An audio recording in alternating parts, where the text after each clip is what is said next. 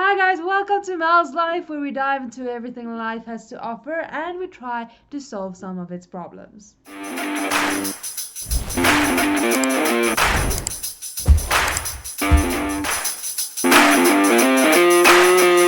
Okay, so as you guys can tell by both the intro and the title, we are in the month of September, which means we're kicking off a brand new month with a brand new video series, which we are going to very creatively title September Book Club. During the month of September, I'm going to be going through 4 books, and we're just going to be, I don't want to say reviewing, more like just exploring the story. So just spoiler warning right from the top. I'm going to try not to go too in-depth about the story, but of course I do need to tell a little bit about it to tell you what I thought, what I liked and disliked, and so forth. So the book series we're going to be covering for the month of September is the Twisted series by Ana. I'm not going to pronounce her surname because I might get it wrong, but it's probably in the title or in the thumbnail somewhere, so you'll see the author. Okay, so there are 4 books in this series. They can technically be read as standalone books, but you can also read them in the series because there are characters that overlap between the books. So yeah, it is basically to be read as a series because there is some information in previous books that is needed for the next book. But if you do want to read just one of them as a standalone, you would be able to. So we're going to start off today with the very first book in the Twisted series, which is Twisted Love. So before we get into more of what the story is, what the story is about, I just want to introduce you to the characters that we will be meeting in this book.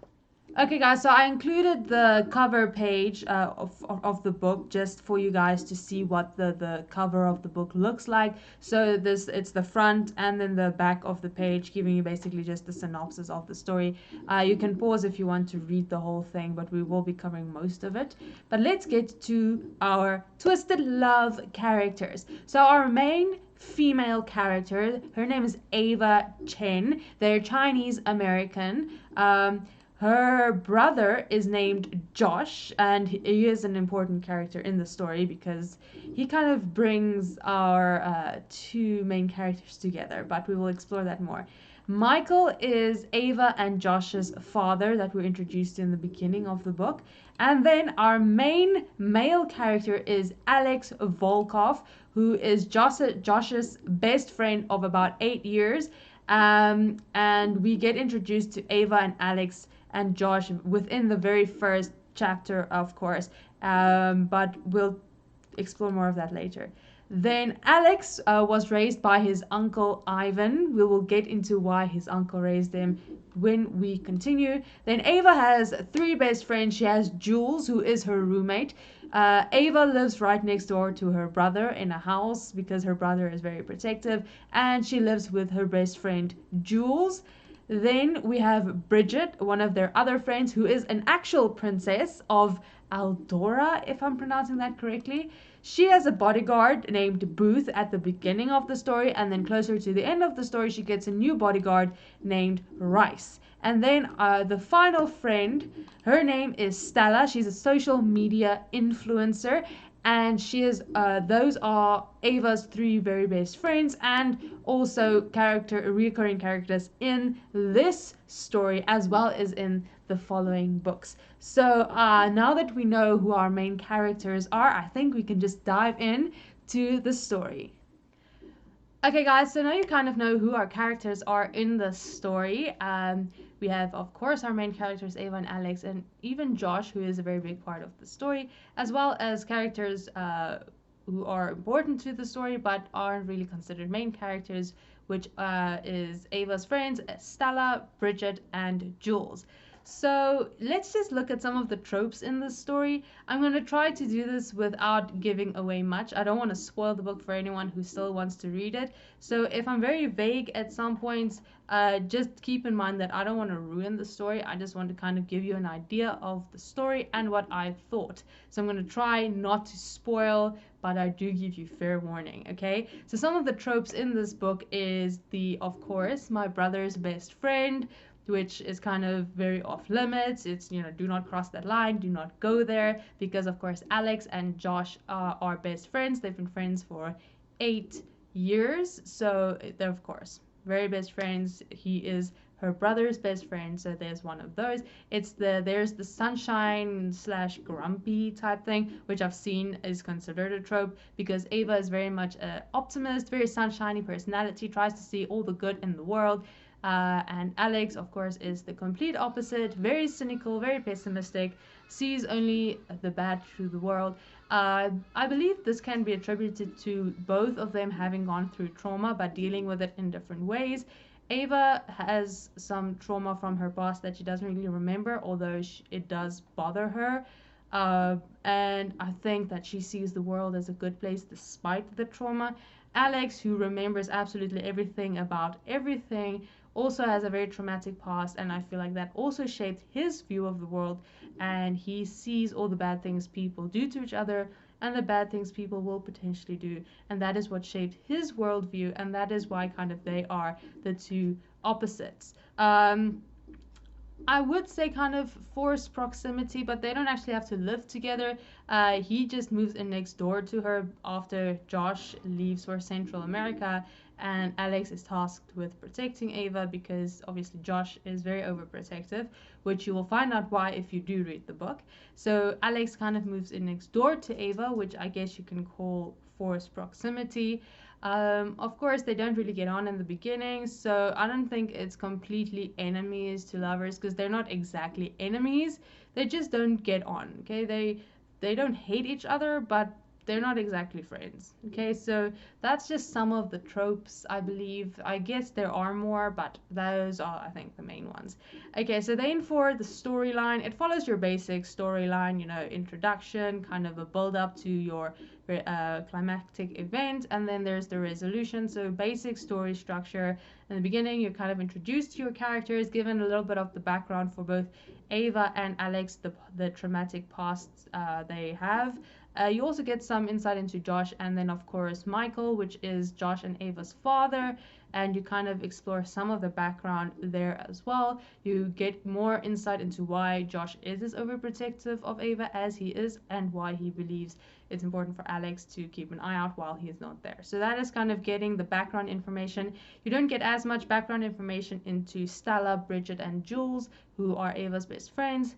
I think that's because, of course, each of those characters have the books that follow in this series, so you get more information in their own individual stories. Then, of course, you have the building up of the relationship between Alex and Ava. Of course, at first they can't really stand each other, but because Alex needs to keep her safe, and Jules convinces Ava to try and elicit emotions from a very emotionless Alex, they kind of cross paths and they keep kind of running into each other, I guess. So that kind of forces them to talk, spend time together. Their relationship builds. I think the reason that their relationship builds as quickly as it does, which is something I kind of had a problem with, but I reevaluated that stance, is because they both share traumatic pasts, and they share that with each other, and I feel like that bonds them a lot closer. Then, because trauma binds people, it builds a very closer relationship than if you were just to be building a normal relationship. So you kind of explore that. They kind of become closer and closer, and they eventually start dating, if you could call it dating. I think they said exclusive, so you could say dating, and everything is going good, going great, and eventually, of course, you have your climax, your climactic event that happens, which is very traumatic and very explosive. They basically, by this time, Ava has kind of dealt with her trauma, but this is basically Alex's trauma coming to the forefront and just exploding everything in its path. So you have that climactic event, and if I'm being vague, I do apologize, but I don't want to give away too much of the story. And after that whole thing, Alex is still very much traumatized. Let's just say that it didn't really, I mean, he has the problem that he's been having since he was a child is solved, but the trauma is still very much apparent to him, and that is why he tells Ava off after that whole situation was resolved, because he still feels like he will put her in harm's way again. She was only in harm's way because of him, and he does not want that to happen again. So he tells her off.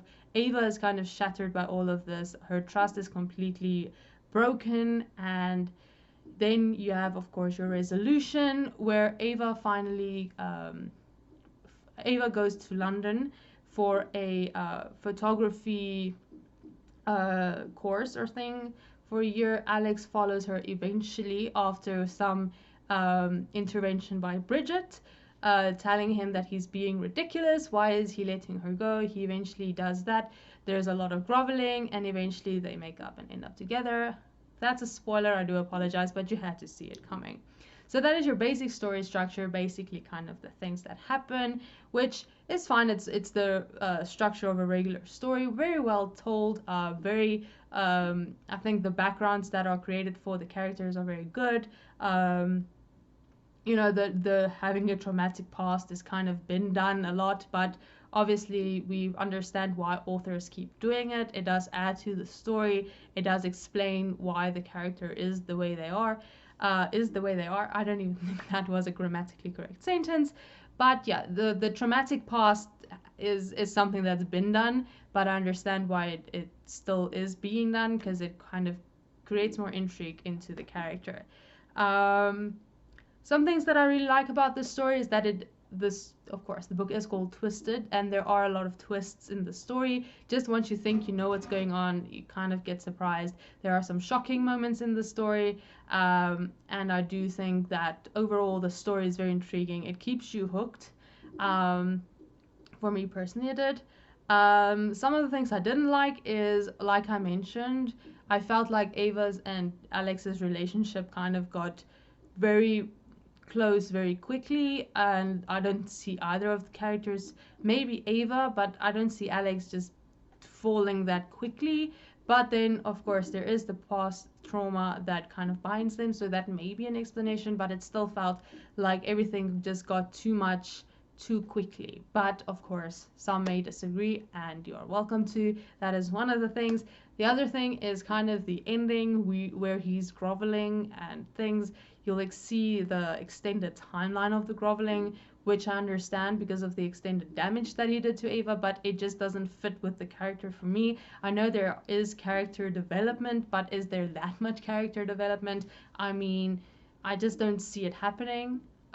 For Alex acting that way, I do believe that he wants to make up. I just don't see him making up in the way that he does in this book. But again, that's my personal opinion. Some of you might see it differently. But all in all, despite some of the things that I don't like, the book was good. And I enjoyed reading it. I really enjoyed this book. I enjoyed the story, and I enjoyed the characters. As with any book, there are going to be things that you don't like. But I feel like it's a good story. There are twists. It's intriguing. It keeps your attention. So I very much like it, despite some of my grievances. I want you guys to tell me what your thoughts are on the book. Have you read it? Have you not read it? What are your thoughts? Do you agree with some of the things that I said? Do you disagree with some of the things that I said? What is your own personal opinion? And if you think I was a little vague, I do apologize. But like I said, I don't want to spoil the book for anyone who still wants to read it and is basically using this as a review to see if it's worth the effort. So with all of that, guys, it's the end of the video. I hope you enjoyed it. Remember to comment any of your thoughts down below. I will be seeing you guys in another video pretty soon. Bye!